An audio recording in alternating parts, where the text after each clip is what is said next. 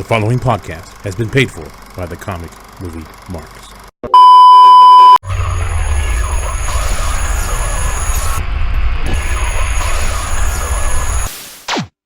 Hello and welcome everyone to another Comic Movie Marks podcast. Something like that. Well, we have a lot going on in this episode, and we have a special guest on the other line to join in with us.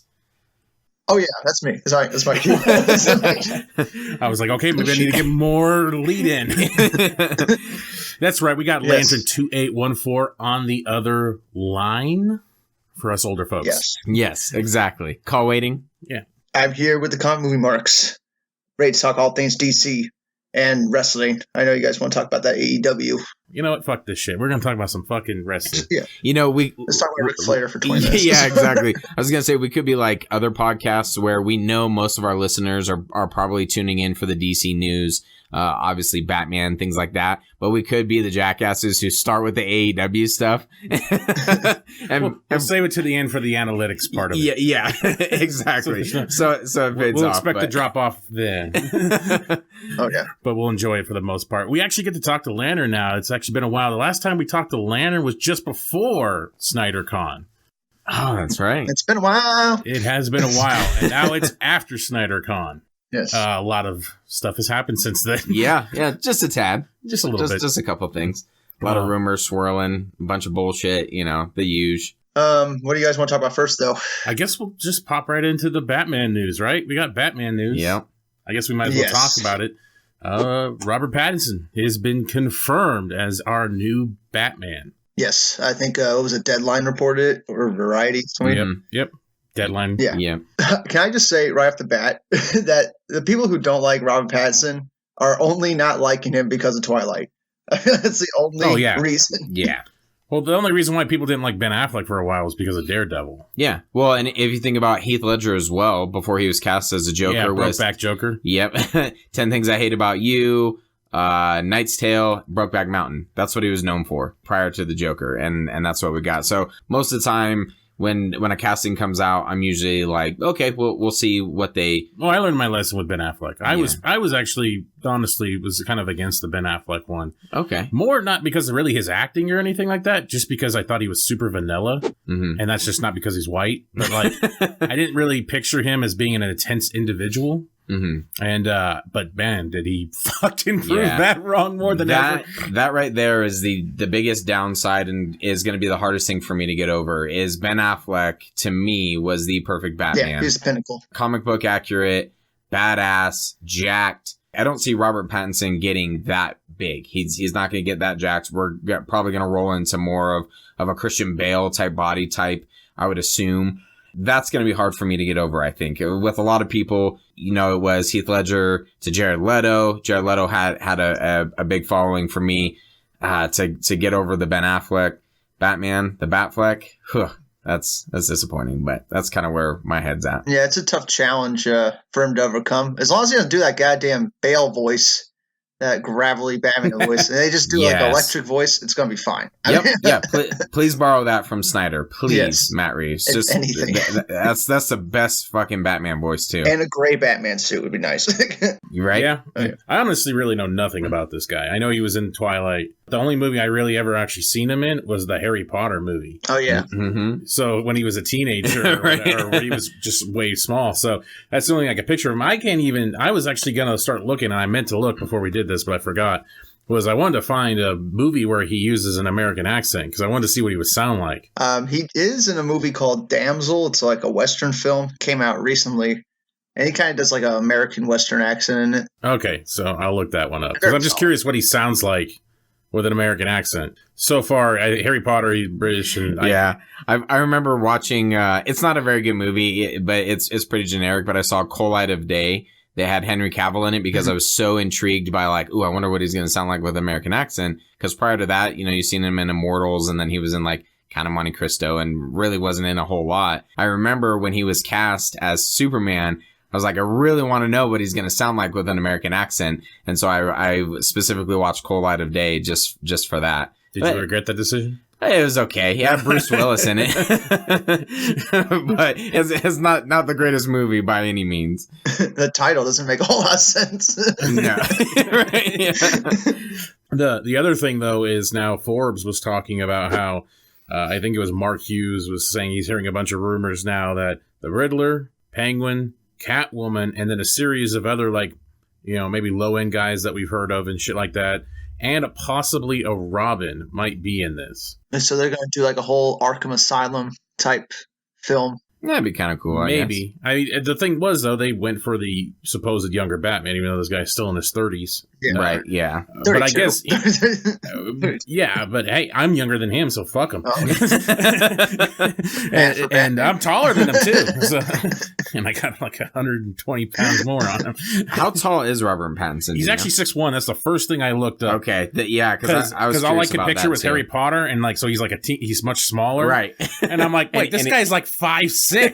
What the fuck? Well, what was it? I think Keaton is 5'8", isn't he? Yeah, but that's a whole different thing. That movie's dark and black. Yeah. And you're hiding a lot. They put him in a lot of lifts and shit. And so made it work. They work. But this is, you HD now. We got H fucking D. You got to be tall enough. And if this was somehow connected, you got to have, your corresponding people got to be tall enough and shit. But yeah, that's the first thing I looked up and he was 6'1". I was like, oh, okay. That makes sense. Yeah. I'm just really curious on the size. That's how big. Wow, really? You are? Hashtag no homo. A lot of the fan pictures and stuff that have been coming out are kind of cool. There's some of them where I'm like, okay, I can see it. Yeah, the concept art always, the fan edits always look way better. He's got that strong jaw, man. He does. Yeah. But it was between him and Beast, the guy that played Beast. Right. Yeah. Which... horrible choice. I don't like that guy at all. I was about to say, that guy is even more... I don't want to say much of a pussy. He's a Robin.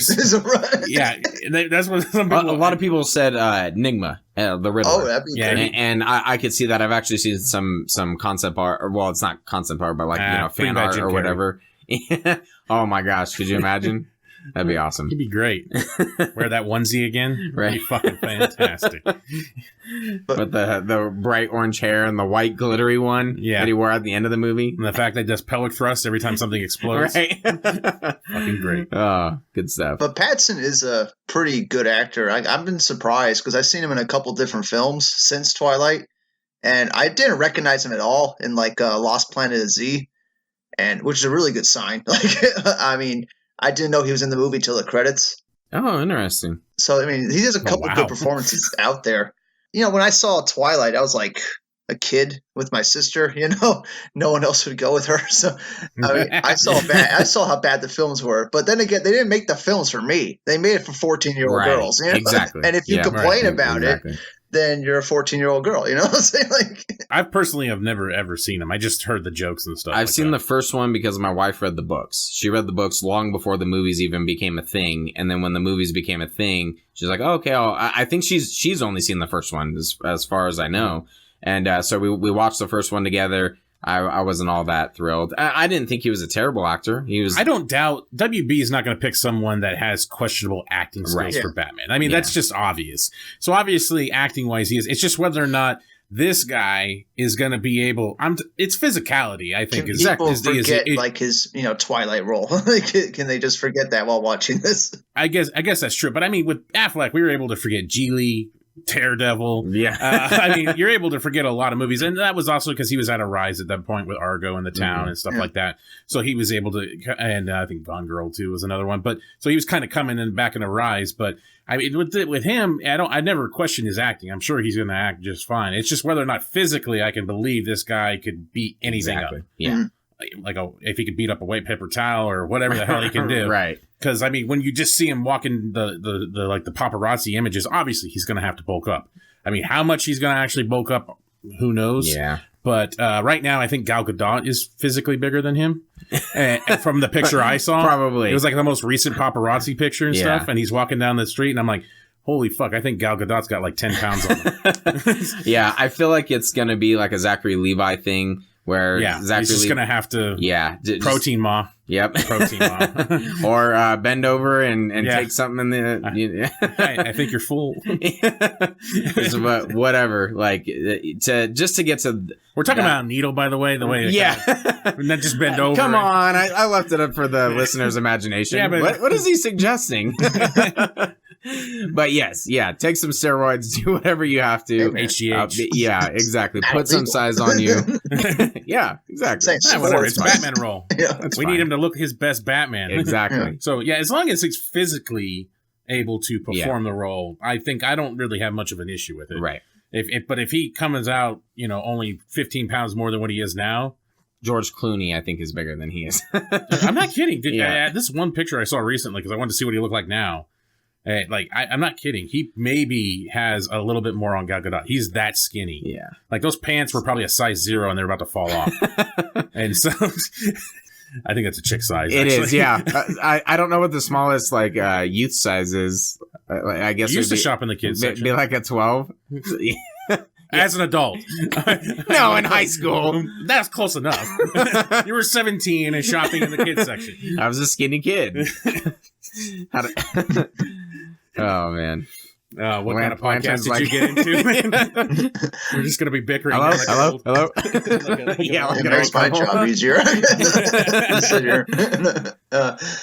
But yeah, there's not really much more to say about Robert Pattinson. I mean, people are going to either hate it because of Twilight or they're going to give him a chance. Yeah. Right. There is some great memes out of it, though. I did see some great Twilight memes, things and stuff. They had him with a cape open and just just like he was glitter chest or something. Yeah, he was bare chested with a bat symbol on him. I died laughing at that because that would terrorize me if some guy came up to me like that. Hey guys! Oh my god! Oh man! What do you think of the Robin rumor though? And then the villains, because I brought that up earlier and I meant to kind of keep going on that. But the fact that they're going to be going back to the well, we're going to have. Possibly. This is all obviously rumor.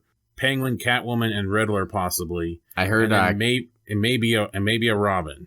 I heard Catwoman might be Vanessa Hudgens, and if that's the case, I'm on board. Well, that makes me think that the story of the movie is going to be Batman taking on all these people for the first time, or taking them down for the first time. And maybe like the end of the movie, he runs into Joker for the first time or something like that. Yeah, it could be. It definitely feels like it's going to be like a big epic film. They already said they're going to give him 3 films. So I wonder if they're going to shoot them back to back, or they're just going to wait for the first one to come out. And if it flops, then they're going to kick Matt Reeves off. Yeah, knowing WB, they're going to wait because they're pussies. Yeah. Which is ridiculous because when you had Lord of the Rings, they didn't fuck around. They spend $1 billion, make all 3 films, and then go make your money back. That's what they should do with Batman. It's guaranteed to make money no matter what. You might as well shoot all 3 films back to back. I mean, I wonder why it's taking them this long to write the script. They must have been planning out this whole trilogy. It's kind of what I was leading to. It was that if they're going to do a trilogy and this is going to be some major commitment on their part, maybe they've already mapped some things out. That in the past, we've been shown that doesn't really matter if they map a bunch of shit out. Anyway, but yeah, they don't commit to anything. But I don't know why. I just feel like if they're going to commit to some of these, I just don't know why. There was a rumor about Supergirl possibly starting pretty soon. In the quarter of, the first quarter of 2020 and stuff. And I'm like, why would you do Supergirl? Why wouldn't, if you're going to have a new Batman, bring Henry Cavill back, have kind of a conclusion to his story for Man of Steel, then do a Supergirl, and then maybe have it work that way because you got a 3-part movie with fucking Batman. I don't know why you would rush this and just completely wipe away everything that was before. Well, one of the things, I think that's it. One of the things that I read, I can't remember if it was in the Deadline article or something, but they're basically saying that this is disconnected from everything else. So they have pretty much given up on the shared universe. Or the initial shared universe. Yeah. So that it's probably going to be more like the Joker that we have coming out this year. Movies like that, where it's just, okay, we have kind of our shared universe, obviously with Shazam and Aquaman and things like that. And Wonder Woman, we can assume is going to be still connected, but then they're also going to branch out, which I just feel is going to lead to such a mess with in terms of all the villains and loss of potential. Yeah, absolutely. They already lost the potential when they didn't release the Snyder Cut. They already lost. Well, didn't let Snyder do his original 5-movie. They already fucked up.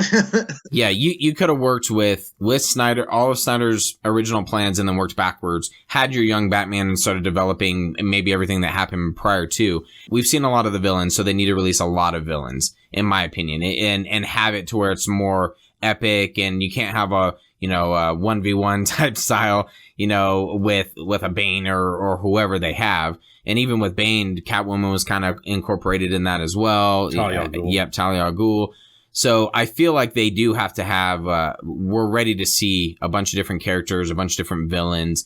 It'd be kind of cool if somehow they could figure out a Robin back into this. But I don't know. We'll see. It's just kind of all over the place. And I feel like I'm still getting over the disappointment that it is in fact not going to be Batfleck anymore. And it's also not going to be connected to the greatness that's already been established. And we will never, the Easter eggs that were laid down with the Robin suit in the Batcave, we never get answers to that. I mean, it is taking place like 20 years in the past, right? Or something like that. It's like Batman's first run as Batman or something. Technically could still connect if they wanted to, but yeah, they definitely want to get away from it, because every time they try to do a shared universe or they try to say it's all connected, people just automatically compare it to that other shared universe, and you're fucked because they had a 20 movie start. And there's, I thought you were talking about Godzilla. Oh, yeah, of course, Godzilla with their 20 monster universe. But the second they try to make a shared universe, everyone compares it to what's already been established. So it's always an uphill climb. And I don't mind them doing separate films that don't connect as long as they're good. And, like, I can rewatch them. Yeah.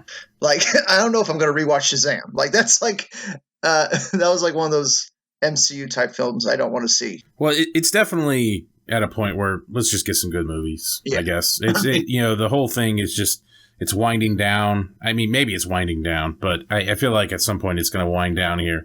So let's just get some solid movies. Hopefully, Matt Reeves and Robert Pattinson can pull off something at least a little bit unique. Hopefully, it's different, and hopefully, it doesn't rehash some stuff from the Bale and Nolan. Use some things, but hopefully, it's more unique and its own story for the most part. Well, every great Batman story in the comics has all his villains in it, right? Like every good Batman story, Long Halloween and stuff, you see all his villains. So I mean, if they go that direction with these new Batman films, that'd be cool to see for comic fans and stuff. Absolutely, the Arkham games, which was a rumor a long time ago about it's going to be based kind of very similar to that. Yeah, I'm curious. All right, let's pop into some Snyder Cut stuff. Obviously, the Cyborg pictures that came out. Yeah. First, we had the one where Snyder put out about saying that this is better, and it showed Cyborg with a cyber tear, I guess it would be. And then he followed it up saying, I would cry too, showing Cyborg reaching out to what we presume, and I think almost everybody presumes at this point, was Silas Stone inside some kind of containment field, probably messing with the mother box in some manner, doing something with it, and it reacts poorly, and he gets Dr. Manhattan. Which is what we were expecting, all along with the trailer. Remember the early trailers where we saw that shot of Cyborg crying? Well, there was only one reason he would be crying in a lab. Yeah. I was fully expecting to see Silas die in this movie, and I was very disappointed when it never happened. And now Zack Snyder's just confirming. Damn, man. Fucking die, man. Why aren't you dying? Why aren't you fucking dying? I mean, because every origin of Cyborg, his dad does die, when he becomes Cyborg. So it was very strange to see him still alive. They were saving him for the Cyborg solo movie, which is never going to fucking happen. So, why the fuck did they bother to keep him alive? It becomes more and more of a mess when you realize how much different Snyder's movie was from what the theatrical cut was. How many things were changed? How many things are different? I mean, obviously killing a major character like Silas Stone, to not doing that all of a sudden, that's a huge difference. That's a huge, huge difference. It just shows that how scared WB was of this movie. And I guess what we got ultimately is what they thought was the best for business. I think it's just the best for their paychecks, because all those executives that are working on Justice League are pretty much gone now. Right. What they were fearing was that AT&T was going to get rid of them, and then when it actually happened, it makes sense why they changed Justice League and they forced it out and they cut it down to 2 hours. They just want those paychecks, which sucks. I don't even think they cared about what the movie was. I was actually listening to a recent podcast of 83 Weeks, and I think I posted this on Twitter a little bit, but it was a small excerpt with Eric Bischoff talking about in the early 2000s when that AOL and Time Warner merger was happening, how people were shifting accounts over, shifting debts to different spots to get their payouts look better, bigger bonuses because their shares are going to shoot through the roof as soon as this merger goes through. They're going to make a shit ton of money, so they're doing this. They're playing with the books a little bit, trying to get stuff done then, now. And I was just like listening to it. I'm like, man, you could just completely see that was the same process probably during this time frame, and that they were just squeezing out every little penny they possibly could from Justice League. They're not going to delay it. They're not going to shift anything. They're going to get it out now, shorten it up to 2 hours, try to maximize profits as much as possible. Don't worry about putting out a good movie. Just get the product out so we can make the money now. What's even weird about that, though, and something that's always blown my mind is we know a lot. That's basically how it unfolded. Yet they didn't release a shorter version of Zack's movie to save money. Right. They redid everything. I don't think it was possible. That's the thing. Like, you think they tried to shorten it, but it was still like 2.5 hours. Yeah, I was like, well, just look what happened with BVS. Yeah. I mean, they tried to change a 3-hour movie to a 2.5-hour movie, and that theatrical cut is meh. Not as good. You know? Right, yeah, but you would almost assume that would happen, where you're like, man, I feel like there's a lot of scenes missing. Oh, here's the rest of it. As opposed to, let's spend a shit ton of money, pay another director, pay another guy to come in and do the score, reshoot all these movies, have to edit a fucking mustache out. There's a lot of stuff that they reinvested that still blows my mind, as opposed to just going, well, what do we have to work with here? We need to get this movie out. We have a deadline. Let's chop it up and fucking put it out. Yeah. To where, you know, it's exactly whatever Snyder had finished. They try to have someone go through and finish editing it, and then maybe it's again released in the theaters as choppy as shit, and we're like, what the hell? It's also those lost scenes too, just like with Silas Stone.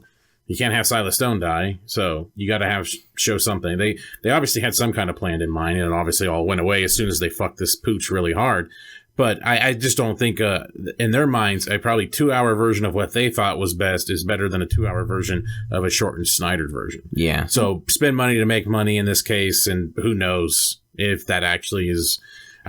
presumably an actual Snyder cut in some sense would have made a lot more money than their 2-hour fuckfest that they did. Yeah. It's just weird. The amount of changes that they put into this movie for it to end up the way that it did and to rush it out the way that it was, it just, to me, it doesn't make any sense. I don't, and I get what you're saying in terms of, well, there's certain story beats that you have to have because Snyder's movie was built out a certain way, but to completely go back and redo it and change a bunch of stuff, that's obviously invested a lot of time and a lot of money into that, and it just is shocking. And you know, that's the way it unfolded, and we live in such a weird time right now. And I know this happens with a lot of movies, and it's happened, you know, a lot in the past. We obviously have the Richard Donner cut that we had drawn the comparison to, but now with social media and the way that media and news just funnels out there like crazy, we're able to learn all of this stuff, and it's nuts. And for me, when I saw the Silas Stone, or, you know, presumed Silas Stone, the latest Cyborg picture, it was kind of like, okay, yeah, of course. What else we got? Like, I'm so numb to it at this point, you know, where I'm like, yeah, of course it was going to be something different, something, you know, crazy, obviously better from everything that we've seen. And it's nuts. It's a weird time. Yeah. I mean, we all know how much detail Zack Snyder puts in his films and stuff. And, you know, when he cut out certain scenes, like films get worse, right? With the Batman vs. Superman. So I'm thinking that's probably what they tried to do, right? And it just wasn't working. So they had to remake certain scenes to make the movie flow and actually make sense in a 2-hour time slot. So probably what they did. I mean, like when you cut out an hour of Zack's film, it's probably not going to make any sense anymore. So you have to completely make a new film. When I'm looking at that Cyborg image again that Zack Snyder posted, and he says, "You would cry too," that kind of gets me like a little worried because he's using past tense. Like, you would. Like, what do you mean would? Are we going to see it? Like, what the fuck? Like, and it looks done. Like, from you look at the image, like, CG is done, like, in that shot. Maybe he's just picking the good shots, but like that scene looks like it's pretty much done. It is in black and white, so we can't quite tell as well as. But Cyborg, people were really focusing on Cyborg, and I saw that. I was more looking at the effects that's happening to Silas. Yeah. Because I was kind of like, well, that's all there too, and and Cyborg's there, but does that mean a whole 3 hour and 34-minute version is like that? Probably not. Probably not. I mean, just to pull one image out of a whole 3 hour and 34-minute movie and say that means the VFX are complete for the whole thing, they're all like this. There's obviously always scenes that are going to fall on the floor, the editing room floor. Some don't get as much attention as others, and obviously this was going to be a focus point. Yeah. I think something people kind of miss is I just don't see how this kind of makes sense. But say if Zack never left or got fired or whatever the fucking narrative is at this point, if that didn't happen, and say Zack's version of Justice League came out on November 17th, 2017, there is no way in hell it was going to be 3 hours and 34 minutes. No. Yeah, no way. They were not going to put that version in there. And I remember a while back when there was rumors coming out about the runtime. There was a rumor flying around forever about it was 2 hours and 50 minutes. Yeah, just about 3 hours, yeah. And that I can see being what Snyder's theatrical version would have been. At this point, he knows that he's not going to get a theatrical run. Whatever is going to happen with his cut is going to be either Blu-ray, streaming, or all of the above, digital download, something to that effect. He probably just has a preferred cut, this 3 hour and 34-minute version. Maybe it's more honest to what his original script was. Maybe it has more features that he originally wanted. And that's what I think it is. So probably a lot of those scenes, probably 30 minutes worth of scenes, probably have not the greatest CGI and even maybe some previs in it. Like we saw those clips that were leaked out of Cyborg and Flash. Yeah, like half the scenes were done and like the other half wasn't. Yeah. Yeah, there's previs, intermingled into that a little bit. And I could see that's where it comes. That's where the finishes have to go. And I just don't understand why people were saying that because of one image, that means the VFX are done. And there's no way. I just can't see that VFX are done, complete, ready to go for a 3 hour and 34-minute version of Snyder's Justice League. Yeah, I think that'd be tough if the full film was actually done. But I think they definitely had some scenes done because when they go in to make the movie, they know Cyborg is going to be a special effects heavy thing, so they know they got to work on those scenes early and start getting that stuff done early. So probably the Silas scene, Zack probably always envisioned that being in the movie no matter what. So that's probably a scene they got done early on. I mean, I'm just guessing off nothing, but like, yeah, no, that's all we can really do at this point is guess. No one's really got some guaranteed answers, unless you're some guy on Twitter. Yeah, unless you got that prominent Twitter handle there that gives you all the answers. I mean, someone actually... Your source. You have the best source. Yeah, the source. You're closest to Snyder. I called WB. They said the lady said... The operator. Yeah. She told me. No, it's kind of funny. Someone actually forwarded us a tweet from Fiona from April 29th of 2018. Wow. So this is a while ago. This is over a year ago. Uh-huh. And she actually put out a tweet saying, almost finished VFX, more than 75%, could be 80%. Score needs to remix, but finished written. This source was from a former WB staff who's close to the JL creative team. She/he was very solid. What's crazy about this tweet is it's got 21 likes and 3 retweets. Like it got no traction whatsoever. And I'm not saying that she is the ultimate answer on this, but she was pretty close to things at the time compared to everybody else. She had that dark side image, didn't she? Like she got that early on and stuff. She's fairly credible. I think the only thing that you could say she kind of floundered on was saying that the Snyder Cut was going to come out last year's San Diego Comic-Con. Yeah. She seemed pretty adamant about that. But back then, the percentage was kind of understood, and other people have talked about this, about 75 to 80% done. But now people are arguing that, no, it's done, because Snyder used the word done. And I don't understand. I even said this to my girlfriend. I was like, if I told you a movie was done, what do you think? She's like, well, what part's done? Yeah. That was their immediate reaction. Are you talking about just the CGI or the editing or what's done? I'm like, well, no, it's done. Well, what parts are done? And like, that's her reaction to the word done. Well, see, that's my point. Like when you say done, some people can look at things differently than others. And when you say tweaks, what's a tweak to Snyder? Mm-hmm. I don't know how you can apply a percentage to that at all. A tweak Well, if he says there's a few tweaks, maybe 20% of the movie needs a tweak. Yeah, I definitely see that. Yeah. It's just a thing. I don't understand where some people are trying to apply percentages to things or trying to be cool or some shit like that. So I'm not going to get into it. Well, yeah, leave it at that. He's already going to thumbs down this video, so it doesn't matter. No, he probably doesn't know who we are. Next. Okay. Oh, God. Oh, man. Way inside for a lot of people. But anyway. Yeah. Inside jokes aside. Oh, man. Yeah, it's just, I wish some people would just, there's some people to listen to, there's some people to not, but for the most part, just promote the Snyder Cut in the best way you can. There is one guy that he uses our little short, 3-minute video that we compiled together, a bunch of Snyder Cut stuff, and his name is Paul on Twitter.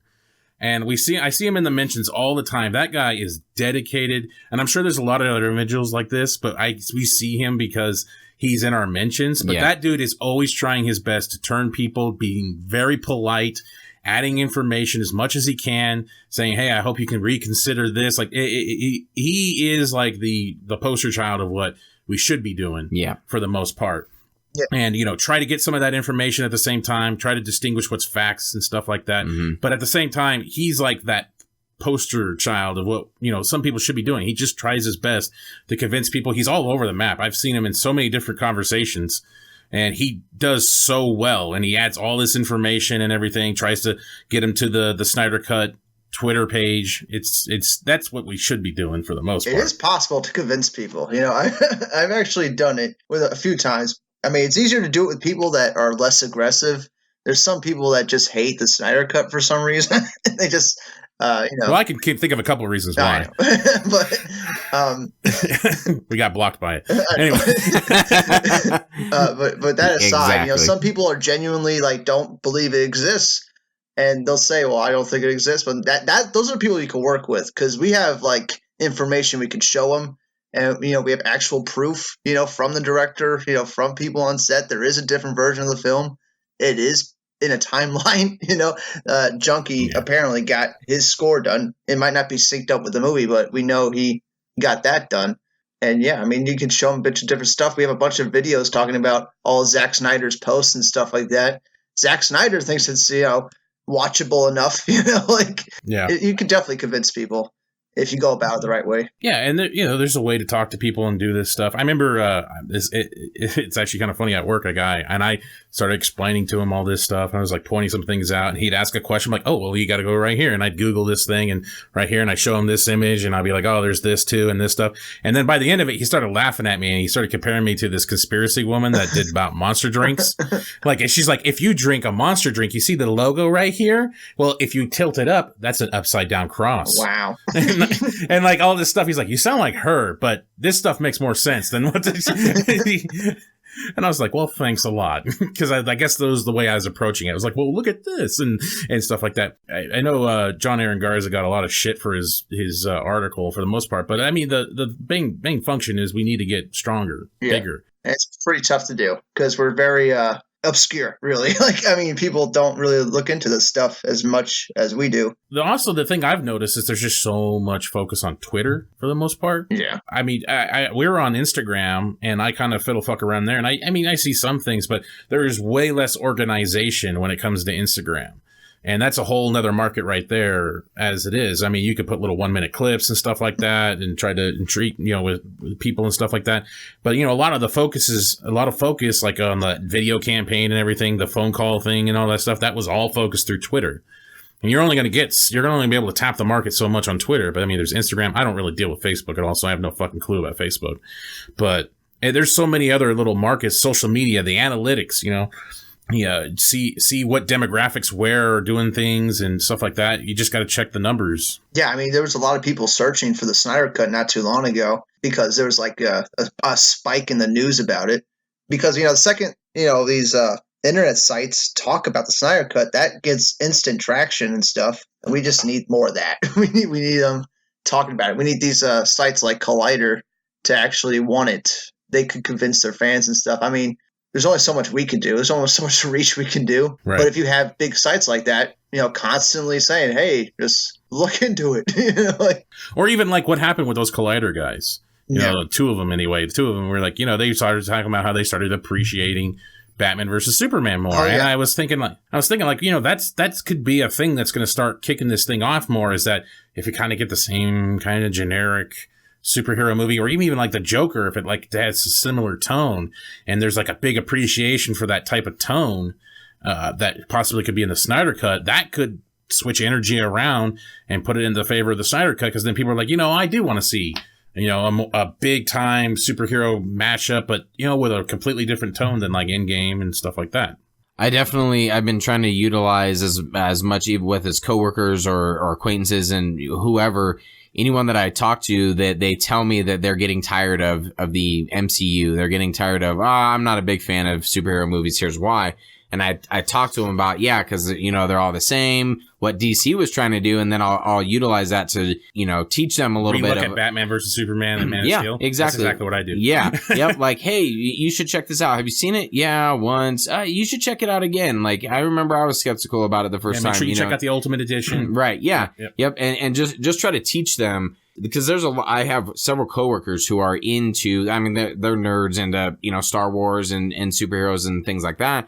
Almost all of them have said, you get kind of, aside from Endgame or movies like that, you get tired of the, Captain Marvel and all the other movies. Spider-Man, no one's interested in Spider-Man. Anyone that I work with or really talk to, even some of the more hardcore Marvel fans. So I'm trying to utilize that to be like, hey, you should start researching. There's a Snyder Cut. You familiar with Zack Snyder? And to your point, Lantern, it's amazing how many people, when I talk to them about like, oh yeah, I'm going to this thing, we've called it the Snyder Con, and people are like, who, Snyder? Yeah, he's the one who did BVS, and he also did 3, and you have to like even teach them that far. That shows you how disconnected, where they're like, oh, well, I've seen a bunch of these Marvel movies. That casual. Yep. Tapping into the casual and having them understand like there's a director's cut. I mean, if WB like fucking acknowledged it and it was able to circulate in the trades more, they could really see a boost in the analytics. Like, they could really see where it's coming from, because we can all see it. Like, Lantern has a YouTube page. I have no idea if you check out the analytics or not. Yeah, I do. And your demographics, where people are checking stuff out from, your view durations and stuff like that. I mean, it's all there, and I'm sure they can. And when you have a hashtag or you have something like that, or just even the name alone, you could see the analytics on Twitter and stuff like that. You could see how far it's reaching, how many people are doing it, or how many people are clicking on this thing. I mean, it would be cool on WB's part if they just somehow fucking acknowledged it. Like, just, I don't know, randomly fucking WB just did one thing, hashtag Snyder Cut. And just see how much fucking traction that thing blows up on Twitter and Instagram and stuff like that. I mean, I don't know. I guess that would show commitment towards it, and then they'd be kind of boned if they don't do anything with it. I don't know. I was thinking about that the other day. I don't know if I mentioned it in like an old video or something, but like if WB came out and said, there is a Snyder Cut and we might release it, that would be enough. Like, people would lose their shit, and it would be all over every news outlet. Warner Brothers confirms it exists and stuff. People would, come to our side. Yeah, you could do a Twitter poll or something. Yeah. Would you be interested in seeing an alternate version? You don't even have to say Snyder. But would you be interested in seeing... I guess that could lead up to a longer Justice League. Yeah. But, I mean, you could put director's cut and stuff like that. Yeah, an original director's cut.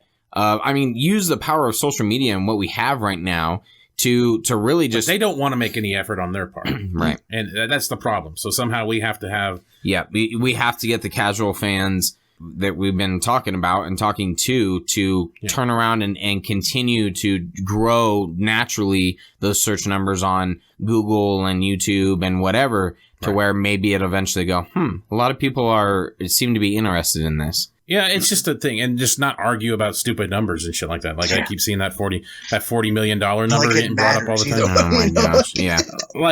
I don't understand why the 40 million thing is such a hard thing to understand. Like when Clay Anos, not too long ago, like a couple months ago, said 20 to 30. Yeah, he kind of threw it out haphazardly.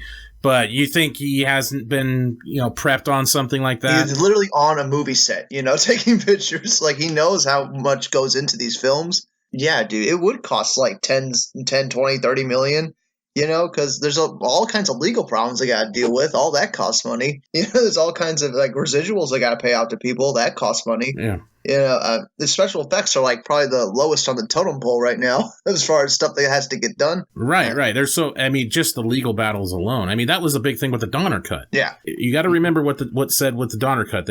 Jim Cardwell specifically put out a message about there's some legal issues with the Donner Cut, but we're looking to release it. They had to do that. That took 2 years for the Donner Cut when it was first acknowledged. Mm-hmm. So that's the thing. Like, as soon as they acknowledge it, we're looking at possibly even a year, 2 years, just for the legal matters, just for Snyder to finish any VFX, the sound mixing, the score, all that stuff. That's still going to take a process. And then how are they going to distribute it? That's another big issue. Yeah. Streaming service, Blu-rays. I doubt they're going to do theatrical cut. That doesn't really make sense. Yeah, it doesn't make a lot of sense. The Donner Cut even had unfinished special effects in it. Like they had to like rework old scenes from the original cut of Superman 2 into the Donner Cut because they didn't have certain scenes. I mean, I think there's no excuse for WB. I mean, I just put out what you got, even if it's like previs stuff, because I think people will be interested enough to buy it either way. I think what they got is probably the best. I think that's a good tentpole. And if he wants to go Blade Runner on it later and add whatever he wants, as long as it starts making money and stuff, and maybe 10 years down the road, he's going to have 3 different cuts of this thing.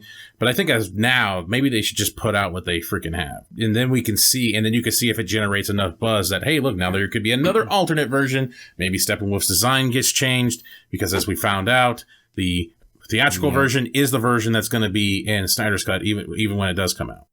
And I posted the thing on Twitter, and some people seem to have this reaction to the 2 people that I tagged in it, which was Dave the Film Junkie and John Aaron Garza.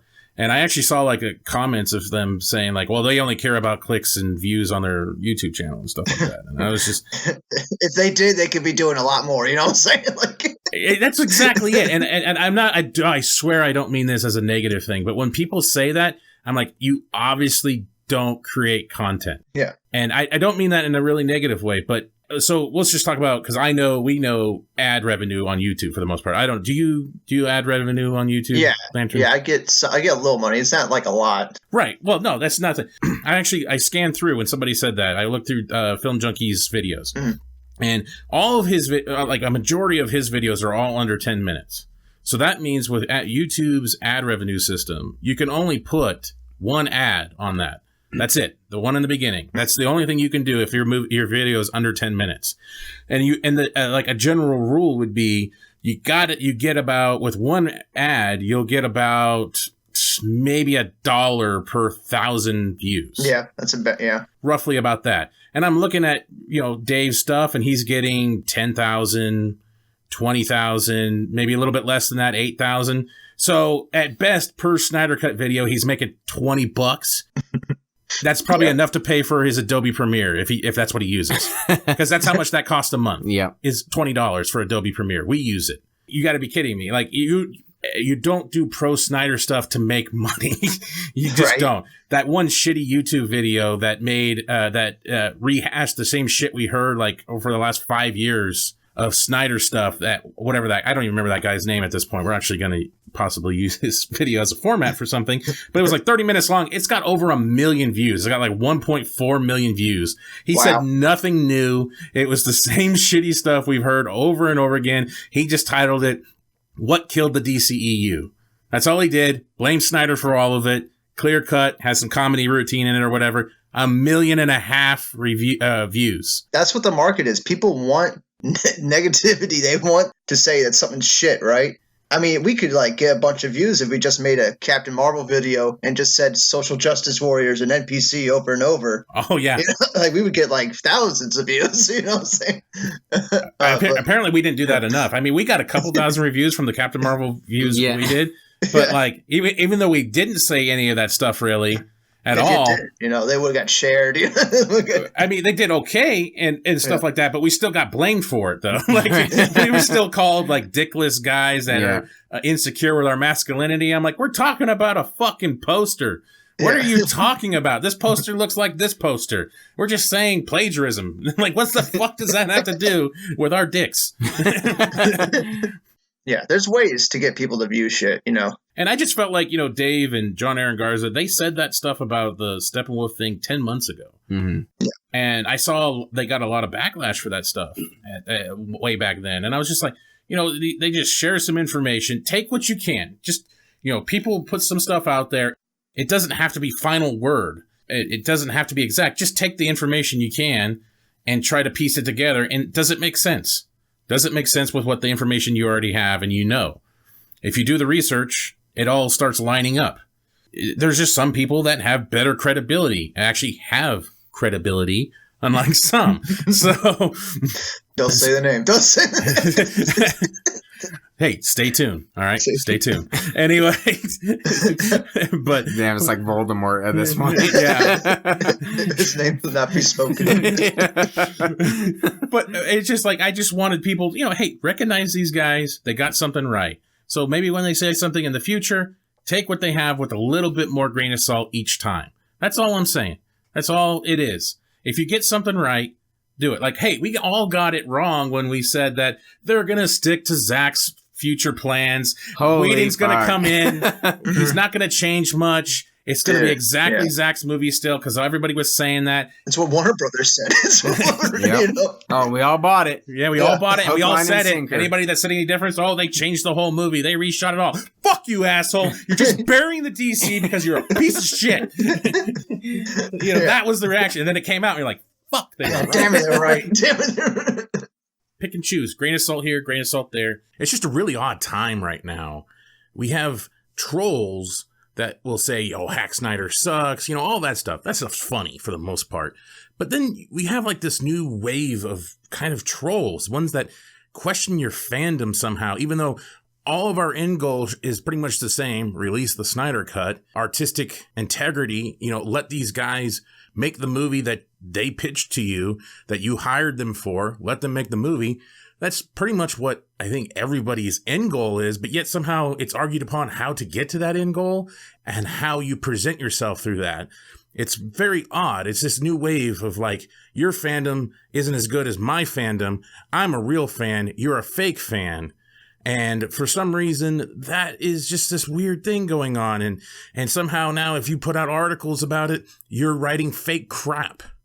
It's just mind-boggling to me. And I don't understand why people persist on somehow demeaning others to make themselves bigger. I have no idea what it means. It's just a very odd time right now in the community. And I just wish that everybody would focus more on the end goal of what this really is about. Release the Snyder Cut! Fuck it. Let's get into some fucking wrestling now. Yeah, because most people have Shane's tuned been out by quiet. now. I'm here for fucking wrestling. No, you guys you've covered it all. Well, Shane was going to fall asleep. He started yawning and shit. It's late. Is it? Yeah. Oh. Past my bedtime. AEW. Did you guys watch Double or Nothing? I did. I watched highlights. I haven't had a chance to watch the whole thing, but I watched the highlights. I couldn't get over the production. I was just like, God damn, gray ring. They needed, if they would have had refs in blue shirts, light blue shirts. Oh my gosh. That would have been like, with my a bow tie. God. And then Nick Patrick came out. They did have Earl Hebner. Yeah, they had Baby Earl, and I thought that was cool. I mean, hearing Jim Ross again, because I did watch highlights. It's nice. Hearing Jim Ross on commentary, man, like just him. I'm pretty sure nobody's in his ear and stuff like that. Obviously, no just Vince in his ear. He's just fucking being him. Being a great commentator. Dude, it was great hearing him just be a commentator again. Yeah. It was refreshing. It really was. I wish they would have given him the lead, because they actually gave it to some other guy that I wasn't a fan of. I didn't even catch his name. Mm-hmm. And he was doing most of the play-by-play, and then Jim Ross it was a 3-man booth, which I found odd as well. I'm like, you have JR. Who else the fuck do you need? Someone else to add the salt and pepper as he's grilling it up, putting that JR barbecue sauce. Yeah, exactly. Like just let him do his thing. So I was kind of frustrated with that, but yeah, it was great. And even the Dean Ambrose, John Moxley call, it gave me chills. And then you had the other guys trying to throw in their little moments as well. But yeah, it was awesome. I'm like, man, this is good shit right here. Yeah, the John Moxley reveal was incredible. Because it shows that AEW can pull those WWE wrestlers away from WWE. Because the guy who owns AEW is the Jaguars owner, and he's worth about 15, 16 billion. You know, he's worth more than Vince or fucking Trump. You know, like they can afford to take wrestlers away from WWE. He owns like all of England or some shit like that. It's like a bunch of soccer teams. Yeah, he's got like all of it. Yeah, man. and he's a wrestling fan, which is awesome. Yeah, it was. The presentation was just fantastic. The couple matches that I was able to watch was really well done for the most part. I mean, it looked like a WWE event, almost. Yeah. But there was this one thing I watched. It was like an epilogue or whatever, and had the Young Bucks and Cody sitting in the empty arena. He's like, can you believe it? One of the Young Bucks guys is like, can you believe it? We packed this house with 20,000 people. And the other one comes in, but it only seats 13,000. He's like, yeah. Well, you round up. Yeah, that was the intro. Because it was like, it was making fun of fucking WWE because they always increase their fucking their number of their seats and stuff like that. And I just thought that was great. I was like, that's how you fucking do it. Yeah. That's great. Yeah, they have not shied away from any of that. Breaking the throne. Yeah. There was a lot of that. The production value, I was very happy with. I'm curious what TV is going to look like. Yeah. When you watch a lot of the indie pay-per-views, not necessarily New Japan, but like a Ring of Honor, it still feels very indie. And even though there was a lot of, for me, I don't follow a ton of indie wrestling, so there was a lot of no names. When there was an Asian guy rubbing himself in baby oil, I was like, yep. This is pretty indie. Yep, yeah, exactly. So it still kind of had that feel, but I thought the production value was awesome. They did a fantastic job with that. That was cool to see them invest some money and make it feel big time. And as you said, Lantern, the fact that they're bringing some of the WWE guys who really want to create something special. And I actually completely forgot, and I'm glad I did. I forgot that Dean Ambrose was out of WWE for a brief period. So when he came out, I was like, "What the fuck?" Like hey yo, it caught me off guard. I was like, "Oh shit, I forgot. I completely forgot about everything." And so I was actually excited, and it as opposed to, "Oh, I wonder if such and such is going to show up," or "I wonder if Dean's going to show up." I allowed myself to be a fan again, and it got me excited, which was cool. I did the leg twitch. I haven't had the leg twitch in a while. When I was watching some of the pinning combinations, and you want the person to kick out, my own leg, I don't know if anybody else does this, but I start doing like that, like kick out, kick out. And I was like, when I was watching the Cody Rhodes, Dustin Rhodes match, man, I was watching that, and my legs, every pinfall, I started like twitching. I'm like, kick. Yeah.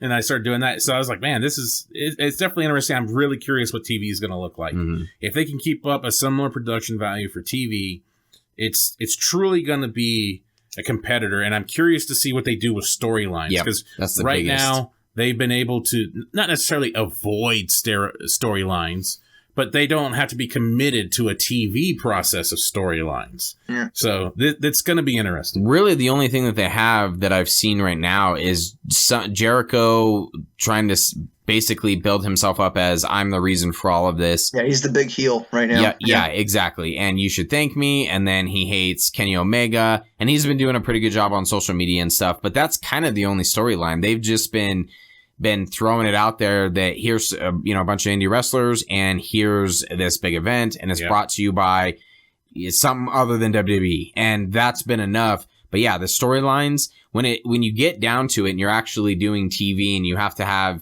episodic television and build to a pay-per-view, that's what I'm really intrigued by. Can I buy into these characters? There have been a couple that I'm like, okay, I'm kind of intrigued by that, but for the most part it's like, oh, that was entertaining.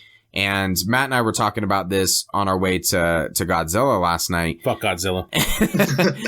I haven't seen it yet. Don't spoil it. Side note.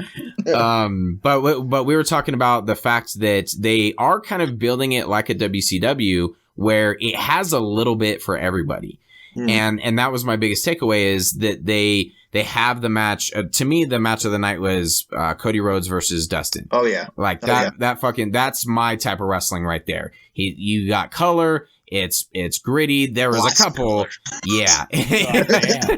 God damn. I saw this awesome fan art that someone did that I think Dustin actually shared on Instagram, but it was basically like, He gets cut, and then all of a sudden the screen, as it goes from each panel, starts filling up with blood, and he's like, it was pretty much like that, but that's my type of wrestling. That's what I really enjoy. But then they had, the Battle Royal. They had a women's triple threat or fatal 4-way, whatever that was. They had another fatal 4-way. They had, they had the New Japan type style with Kenny Omega and Chris Jericho. They had all these different types of wrestling pretty much for everyone. They had the luchadors, a whole bunch of different stuff. So even though I don't really care for the Young Bucks, they had stuff on the card that was more for my taste. And that's what I'm really starting to like. It feels different.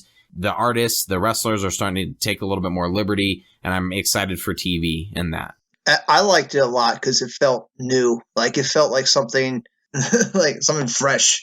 And it's like this is a great time for people to jump on wrestling with AEW because it's a brand new program, and they just had just 2 shows. They had All In, and you had this new show. What was Double it called? or Nothing. Double or Nothing. Yeah. And now they're going to have All Out, and then I think they're going to start their weekly show. Mm-hmm. So it's a great time to jump on it. The pay-per-views are $50, which is kind of crazy, but they also said the pay-per-views are going to be like once every 3 months. It's not going to be a monthly thing. But I did see, I was reading something just before we got on here, but it got about 100,000 buys, almost 100,000 buys. Okay. Yeah. With replays and stuff like that, it's going to get like 99,000 to 100,000 buys, which is apparently, according to this article, which is kind of like really picking out something really cool, but it'd be the highest pay-per-view buys for a non-WCW or WWF pay-per-view. It's going to be ECW's highest one. Okay, interesting. So it's really good when you're going up against WWE, because WCW had a huge advantage. They were a company for like 40 years before they started the Monday Night Nitro. So they had everything going for them, and they still fucked up. But but AEW is brand new. They got a bunch of young talent, a bunch of good stars. I mean, Kenny Omega is known worldwide. Yeah. Not known in WWE audiences, but he's known everywhere else. And you got Chris Jericho, who's pretty well known.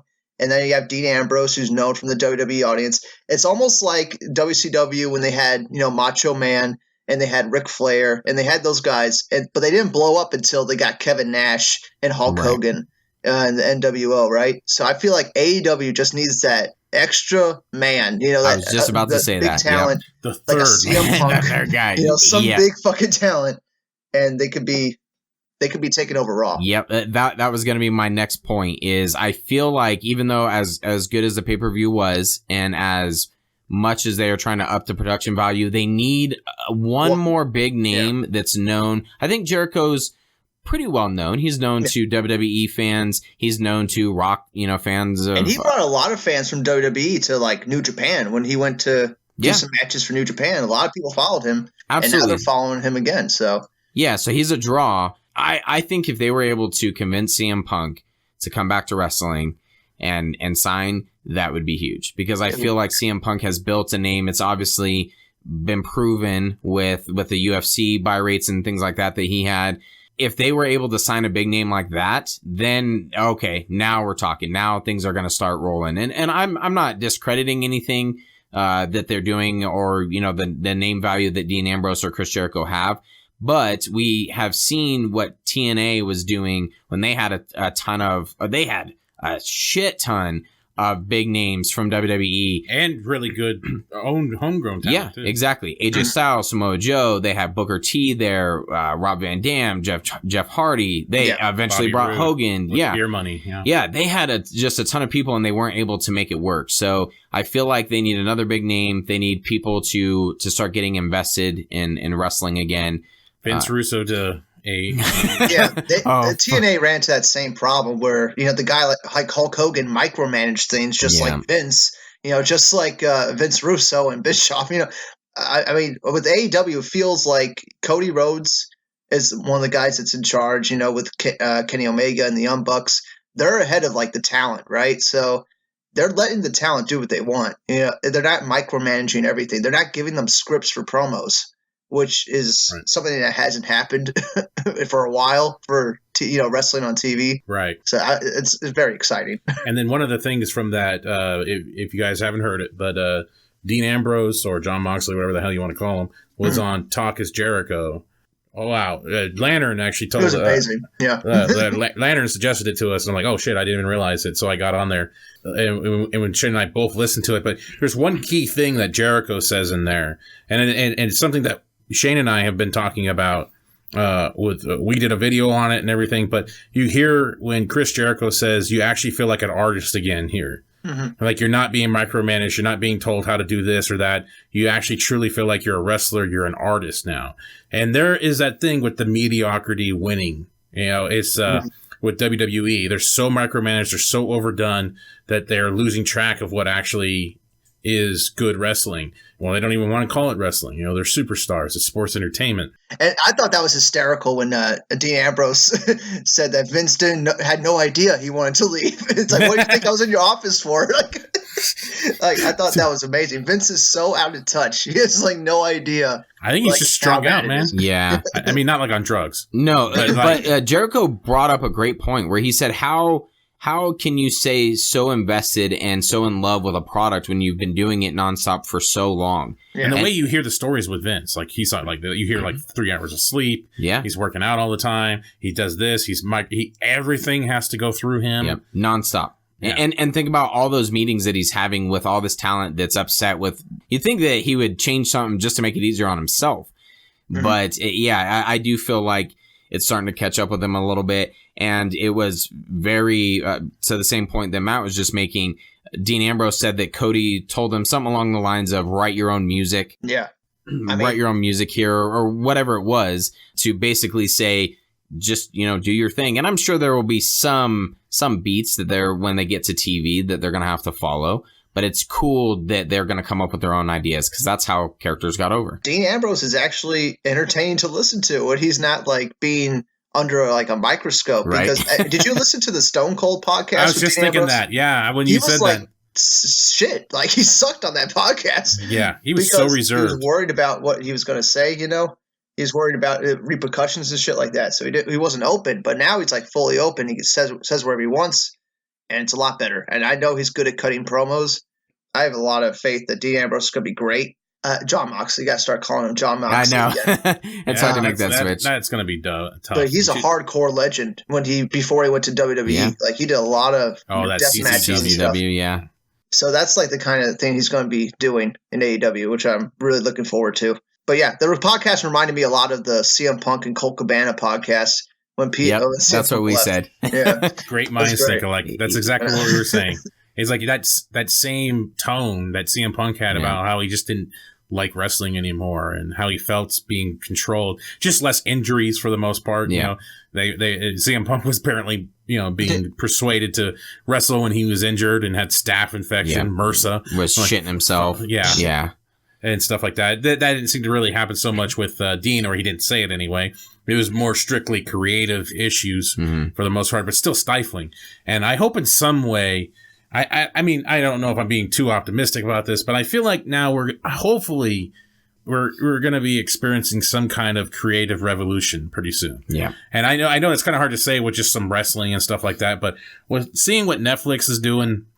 And then when you see wrestling and you see like the video games and stuff, those things are so formulaic and chopped out to just be the same fucking games over and over again. Open world. Open world. Sandbox, looter shooter. It's just all this stupid shit. Hopefully we start seeing the creative juices flow again. And maybe people start realizing like, hey, you know what we need to do? We need to do this weird shit and take risks. Yep. And that's what AEW is right now. They're doing risks. Yep. People have great ideas. Fucking start following it. And maybe they don't. But we need to find out. Right. We need to find out if Mae Young giving birth to a hand. A great idea. They're going to be wasn't even a black hand. That's what confused me as a kid. Oh, man. Yeah. I'm excited for AEW. I'm intrigued for the most part. I mean, to me, when you go back to when the original Monday Night Wars started, I was so naive back in that day. And you just enjoyed it all. Yeah. And on the West Coast, I don't know how many people know this, but on the West Coast, we were actually able to watch WCW and then Raw right afterwards. So WCW they spoiled you on Raw, right? Yeah, basically. But there was no competition in I'm going to watch one versus the other. Yeah, we didn't have to flip channels. WCW was live, started at 5 o'clock. It ran up till 8. And then WWE started, I believe, at 8 o'clock or maybe even 9. And then 9 and then ran for 2 hours. You know, I watched a lot of wrestling on Monday night. So that there was no competition, but I didn't understand. A perfect example is I actually thought that Johnny B. Bad and Wildman Mark Merrow were twins. Because I had no idea. I'm like, no, that's not the same guy jumping to a different company for whatever reason. I just had no idea. And then you know, you look back on it and you see like, oh, okay, well, they do kind of lead you to believe. And I was 9 years old at the time, you know, in 1996. And they do kind of lead you to believe, oh, Razor Ramon is showing up on WCW. There's Diesel. And, you know, and so there's a lot of stuff, but to really see the behind the scenes and this unfolding kind of again, you know, we don't have the name value like a Hulk Hogan jumping ship or anything like that. It'd be equivalent to John Cena at this point. But I'm insane. Yeah, exactly. But I'm just super intrigued to watch all this happen. And as Matt said, finally, maybe in several different forms of media, we finally start to get some creativity. And if people are taking risks and it's shitty, okay. I will still applaud, like, that was different, but I just want to see something different. I want to see creative juices get flowing. It's a reinvigorated my interest in wrestling because, like, this past WrestleMania was so fucking shit. At least to be like the last half of that show was just like... Tell us how you really feel. Nonsense. It was nonsense. Yeah. I remember, what was it, The Miz versus Shane? Oh my God. Like, why was that match 40 minutes long? Fuck, yeah. WWE's like creatively bankrupt. They have no idea what the wrestling audience wants. They're just directing their product towards kids because, you know, that's what Vince knows, I guess. But that's advertiser friendly. It's like there's this determination to not offend anybody, to be advertiser friendly as much as possible. And WWE used to be like super offensive. Like they had a bunch of racist gimmicks and stuff like that. What happened? What happened? I mean, for God's sakes, they had blackface on it not too long ago. Xbox was blackface. Yeah. Yep. It was fucking good times. Oh, man. Fucking, I mean, oh, yeah, then there's that one. Never mind. Yeah, there's that one video of Vince McMahon. What's up, how does that not, like that, him saying that, I was just like, wow. Anyway. Yeah. What's up? Oh, my God, dude. Yeah, you can't even say it. You can't even say it. You got to do the one thing. Anyway, but hopefully, I just hope that this rebounds and maybe we'll see, hopefully, some kind of revolution. Yeah. I'm tired of mediocrity, especially after Godzilla. That goddamn movie pissed me off so much. Your hopes were too high. That was my most anticipated movie of the year. Your hopes were too high. I guess so. I guess they were way too high. I was fucking fuming this morning. That first trailer looked really good. It looks good. Yeah, it looks good. I loved your comment on a non-spoiler review. By the way, you had a couple, but one of them was like 605. Definitely gonna take that advice. Take that advice. Oh yeah, I think you'll enjoy it then. I don't know, man. I think you need liquor and like a bunch of other stuff as well. Maybe some uppers and some downers and stuff. My best friend is a super big Godzilla fan. He's seen all the movies, and he hates the human storylines. And like every single one of them, he just wants to see the monsters fight. Oh, so I think he's gonna like it. They don't. I mean, they fight, but dude, wait till you hear this dialogue. Wait till you hear them talk. Can it really be that bad? Like how fucked up can this be? I honestly think it's worse than Captain Marvel. The dialogue. Wow. Yeah. Wait till you hear this shit, man. Wait till you hear him talk, and wait till you hear that fucking main guy. The way he talks to people, and the dumb shit he does. Oh, Jesus Christ! And how he doesn't, great, right? And how he doesn't die 100 different fucking ways like he should have, and just the absurdity of things, just the stupid shit that they do. It's just hand feeding you over and over again, and just mocking your intelligence the whole fucking time. Dude, when we're done with this, I'm going to tell you one thing. You're going to hear one thing that is so bad.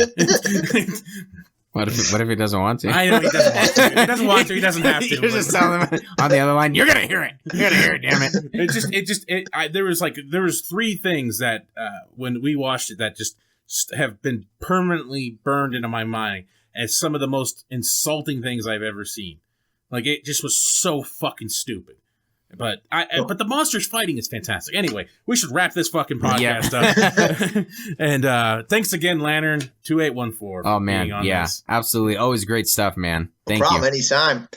We'll have to do some more AEW reviews when they start that weekly show. Yep, yeah, there we go. Mike.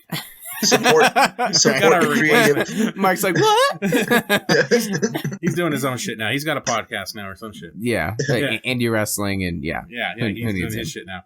So yeah, again, thank you to Lantern for joining us on this. We actually maxed out, went past an hour on this bad boy. Nice. And so this is going to be beautiful to put together. All right, man. I'm waiting for all that YouTube money to come in. Right. Any final words there, Senor Lantern? No, nothing. Okay. Nothing. In case I don't see you. Good afternoon, good evening, and good night. Congratulations, you made it to the end of the video. You're one of very few to make it to the end. Yes, thank you very much. Make sure you hit that like button and subscribe to Comic Movie Marks Podcast and hit the notification bell. You know, all these fucking YouTube channels say this shit, so I'm going to say it now. Yes, it's perfect. And if you want to hear our full podcast, you can check out our podcast on iTunes or any other podcast subscription service. Make sure you subscribe. Thanks again. Yo!